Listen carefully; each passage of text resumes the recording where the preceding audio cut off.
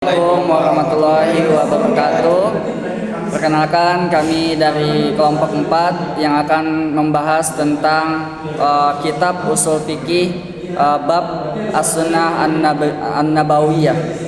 Dan di sini kami dengan saya sendiri yaitu Cahyo Zulpurwanto dan saya Muhammad Jalal Abidin. Lalu saya Nova Zahran Al-Fatah. Baik, kami akan membahas usul fikih bab Sunnah An-Nabawiyah. Akan membahas tentang dalil kedua Sunnah An-Nabawiyah. Ad-dalilu tsani As-Sunnatun Nabawiyah. Dalil kedua dari Sunnah Nabawiyah. At-tariqah al-mutaba'ah wal mahmudah kanat au mahmumah, yaitu sunnah secara bahasa berarti cara yang diikuti, baik itu terpuji maupun tercela. Makna sunnah secara bahasa sangat umum, tidak terbatas pada hal-hal baik saja. Segala bentuk kebiasaan atau perilaku yang diikuti oleh orang lain disebut sunnah, baik itu baik maupun buruk.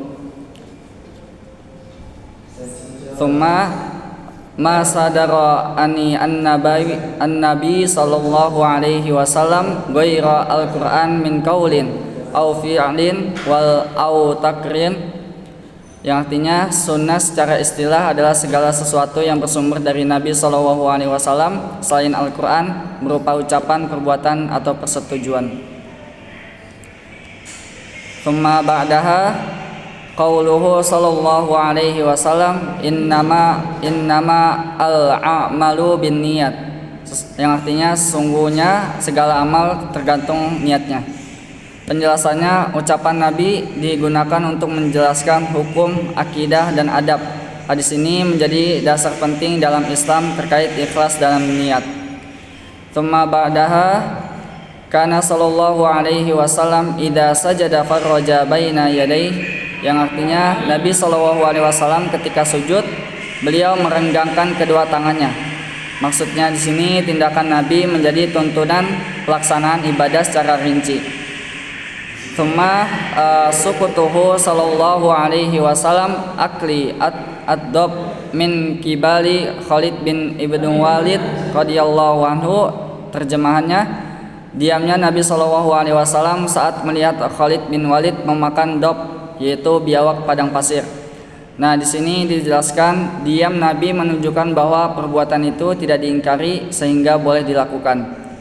Lalu selanjutnya, tsumma ba'daha min as-sunnah kadza amarana nabiyyuna sallallahu alaihi wasallam bikadza, yang artinya termasuk sunnah adalah ini, atau Nabi kami sallallahu alaihi wasallam memerintahkan kami begini, yaitu ucapan sahabat juga dijadikan rujukan bila mereka menyandarkan pernyataannya pada Nabi sallallahu alaihi wasallam.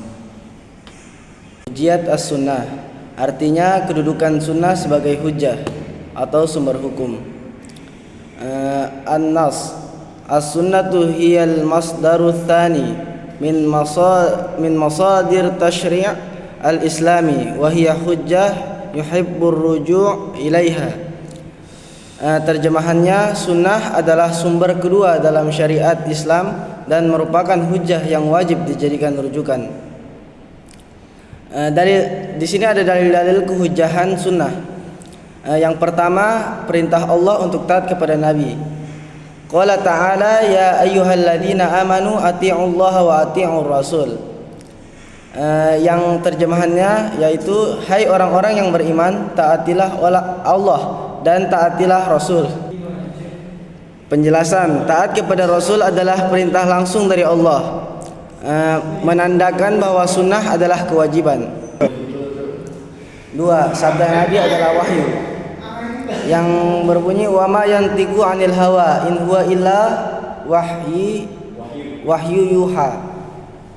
Terjemahannya, dan dia yaitu Nabi tidak berbicara dari hawa nafsunya, ucapannya adalah wahyu yang diwahyukan. Penjelasan, hadis Nabi adalah bentuk wahyu juga, hanya saja bukan dalam bentuk bacaan seperti Al-Quran. Yang ketiga, ancaman terhadap yang menyalahi sunnah. Dalil, wa yahdarul ladzi yukhalifu na'an amri. Terjemahan, dan hendaklah takut orang-orang yang menyelisih perintahnya. Penjelasan, Allah memberikan peringatan terhadap orang yang tidak mengikuti sunnah. Yang keempat, perintah merujuk ke Rasul saat perselisihan. Yang berbunyi An-Nas, fa in tanaza'tum fi syai'in farudduhu ila Allahi war Rasuli. Terjemahan, jika kalian berselisih dalam suatu perkara maka kembalikanlah kepada Allah dan Rasul. Perintah untuk berpegang pada sunnah. Fa'alaikum bisunnati wa sunnat al-khulafa ar-rasyidin, yang artinya peganglah sunnahku dan sunnah para khalifah yang mendapat petunjuk. Lalu peringatan terhadap orang yang hanya ingin berpegang pada Al-Quran saja. Ala yusiku rojulun syub'an ala arikati, yang artinya aku datang seseorang yang kenyang bersandar di sofanya lalu berkata, cukup bagi kami kitab Allah. Di sini dijelaskan Nabi memperingatkan terhadap sikap menolak sunnah dan hanya mau memakai Al-Quran saja. Lalu ijma atau konsensus sahabat mengenai kehujanan sunnah. Ijma as-sahabah wa man ba'dahum ala al-ihtijaj bis sunnah fi al-ahkam asy-syari'iyyah, yang artinya ijma para sahabat dan ulama setelah mereka atas kehujanan sunnah dalam hukum syariat.